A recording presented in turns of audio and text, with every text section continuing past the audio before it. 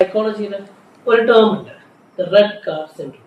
എന്താ അറിയാം, അടുത്ത് ചോദിക്കുകയാണ്, ഇന്നത്തെ ദിവസം നിങ്ങൾ എത്ര ചുവന്ന നിറമുള്ള കാറ് കണ്ടിട്ടുണ്ടെന്ന്. സ്വാഭാവികമായിട്ടും നിങ്ങൾ പറയാൻ പോകുന്ന ഉത്തരം എന്തായിരിക്കും? എനിക്ക് ഓർമ്മയില്ല, ഞാൻ ശ്രദ്ധിച്ചിട്ടില്ല എന്നാണ്. നിങ്ങളടുത്ത് പറയാണ്, നിങ്ങൾ കണ്ട ഓരോ കാറിനും ഞാൻ 1000 രൂപ വെച്ച് തരാമെന്ന്.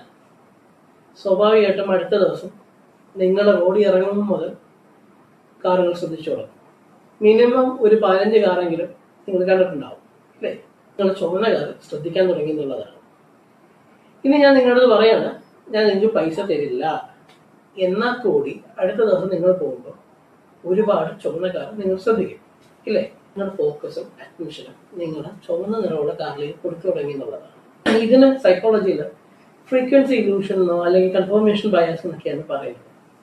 പക്ഷെ ശരിക്കും ഈ റെഡ് കാർ എഫക്റ്റ് നമ്മുടെ ലൈഫിൽ എവിടെയാണ് സംഭവിക്കുന്നതെന്ന് അറിയാമോ? When it come to relationship.